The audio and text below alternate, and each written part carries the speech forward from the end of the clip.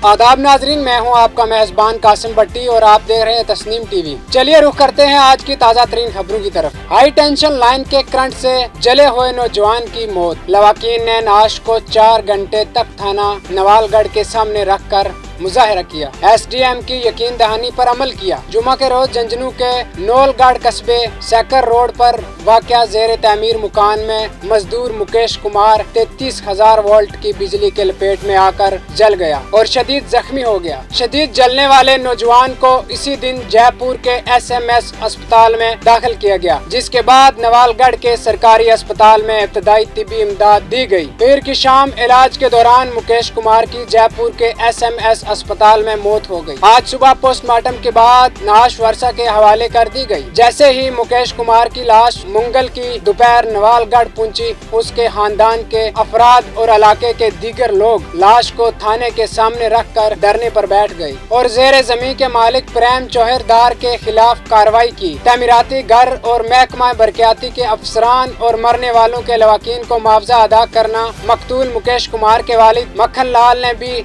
जेर तामीर मकान के मालिक और बिजली के महकमे अफसरान के खिलाफ गफलत बरतने का मुकदमा दर्ज कराया है। पिकअप और जख्मियों को दरिया से निकाला गया। खंडर सब डिवीजन के नजदीक बरनावाट गांव में बनास नदी के पुल से एक पिकअप पानी में गिर गई। पिकअप में एक ही खानदान के 12 अफराद जख्मी हुए, जबकि एक 2 साल बच्ची की मौत हो गई। उसी वक्त खंडार जख्मियों का इलाज CHC में जारी है। इस वक्त खंडर जख्मियों का इलाज CSCH में जारी है। रघुनाथपुर जिला शहपुर मध्य प्रदेश का एक खानदान और इनके रिश्तेदार करौली केला देवी माता मंदिर में अपने बच्चों के सर मुड़ने के बाद लौट रहे थे। पिकअप मध्य प्रदेश से किरणपुर बेलर जा रही थी। रात तकरीबन 10:30 बजे बरनावाट गांव के करीब बनास नदी पुल पर पिकअप का तवाज़ुन खराब हो गया। पिकअप तकरीबन 25 फुट की बुलंदी से 4 फुट गहरे पानी में। मुकामी BJP मंडल के सदर गंगा शंकर शर्मा ने बताया कि कुछ गाँव वालों ने पिकअप को गिरते देखा। उन्होंने पुल से 2 किलोमीटर दूर बरनावाट गांव में फोन के जरिए इस बारे में फौरी तौर पर इतला दी। गांव वालों ने मौके पर पहुंचकर जख्मियों को दरिया से निकाला।